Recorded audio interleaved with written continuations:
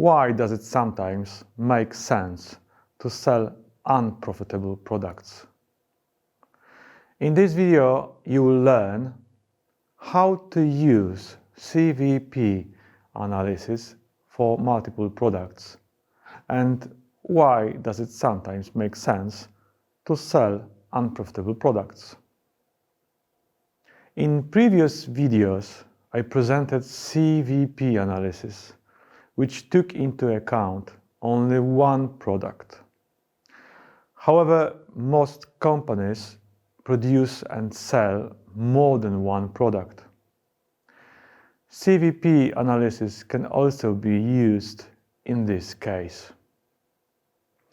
Let's see how we can adapt the formulas used in a single product setting to the multiple product setting in the example. Imagine a company that produces and sells printers and ink cartridges. In this case, we will have three products: a printer, a black ink cartridge, and a color ink cartridge.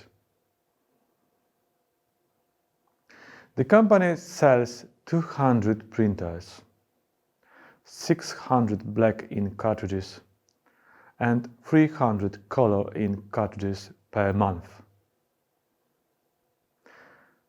The situation will be as follows.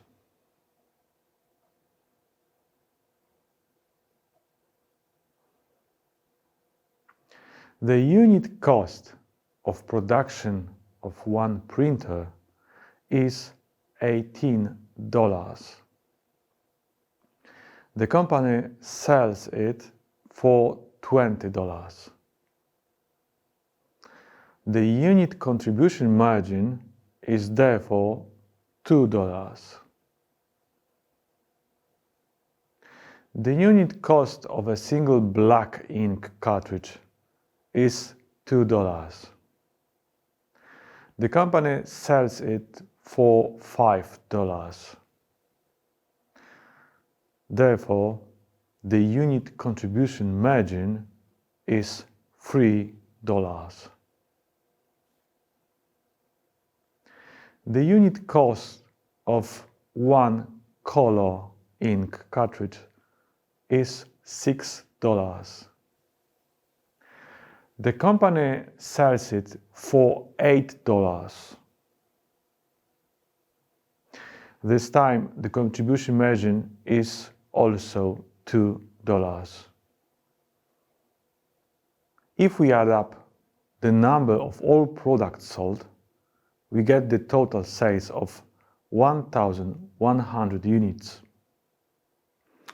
At this stage, we can say that the contribution margin is positive in all cases. It has the greatest value in the case of black ink cartridges. The printer and the color ink cartridge have the same contribution margin of $2. As you can see, it is difficult to specify the unit cost, unit prices, and the unit contribution margin for all products together. At this point, things look fine. The company theoretically earns on selling each product.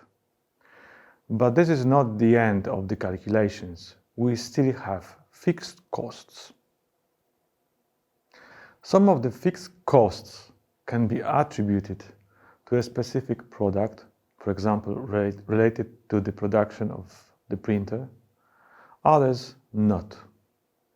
For this reason, let's separate the fixed cost that can be assigned to a specific product from the common fixed costs. First, let's deal with those that can be assigned to each product. In the case of our company, it looks like this. The direct fixed expenses are those fixed costs that can be traced to each product and would be avoided if the product did not exist. The total direct fixed cost of all three products is $1,000. So let's check what it will look like if we calculate it for all products sold. The projected income statement based on the sales forecast is now presented on the screen. First, we need to calculate the sales value of each of the three products. Then, we calculate their variable expenses. The difference between sales and variable expenses is the contribution margin. Now we can assign direct fixed expenses to each of the products.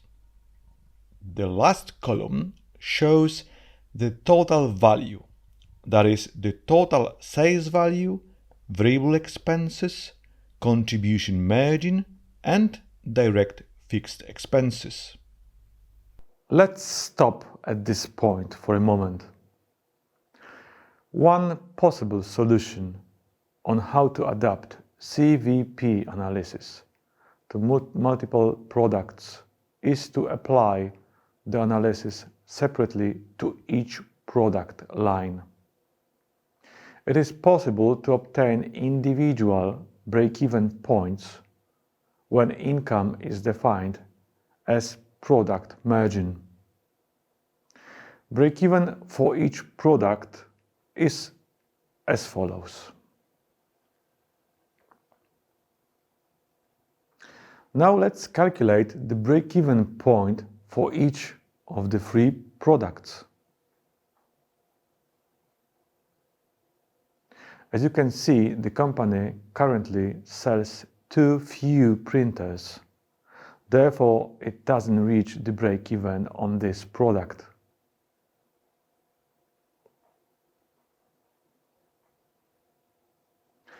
Things got interesting. Please note that we obtained a negative product margin on printers. The remaining two products have positive product margins.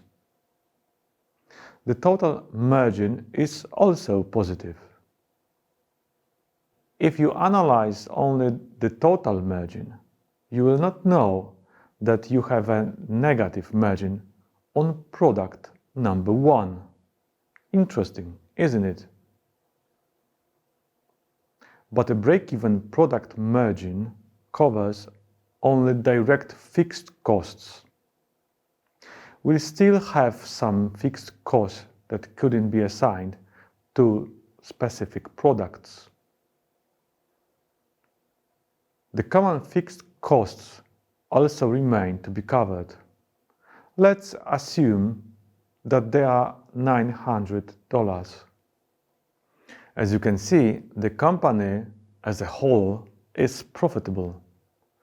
The operating income is $900. Somehow, the common fixed costs must be factored into the CVP analysis. Allocating the common fixed costs to each product line before computing a break-even point may resolve this difficulty. The problem with this approach is that allocation of the common fixed costs is arbitrary. It means that the company alone decides how to divide these costs. So, can the costs be split differently? The answer is yes.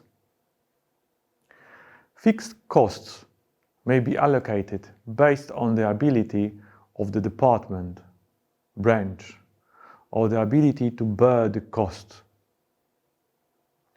For instance, a company may allocate a larger portion of its fixed costs to a highly profitable division while allocating a proportionally smaller portion to a marginally profitable division. This can result in a skewed view of a division or product's true financial productivity. It is the biggest disadvantage of this approach. Unless fixed costs are allocated properly, the resulting information may lead management to make faulty decisions based on erroneous assumptions.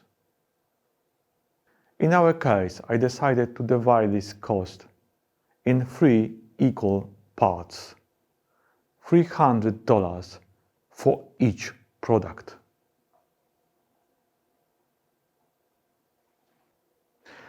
Our previous formula was slightly modified as the appropriate part of the remaining fixed cost was put into the denominator. Now the break-even point of each product looks like this. Have you noticed it too? Our break-even point has moved to the right, which means we have to sell more units to achieve it.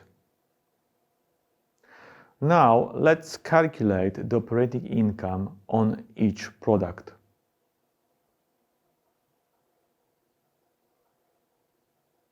It turns out that the company has an operating income only because it sells black ink cartridges. The CVP analysis should help managers to increase companies' profit. From this perspective, the company should stop selling printers and think how to make color cartridges profitable. The main problem in this situation is that once the company stops offering printers to its customers, they will not need the cartridges for these printers either. For this reason, the company cannot stop producing and selling printers. Some companies deliberately sell one of their products below the break-even point, because this sale allows them to earn money by selling other products. We call these types of products complementary goods. Other examples include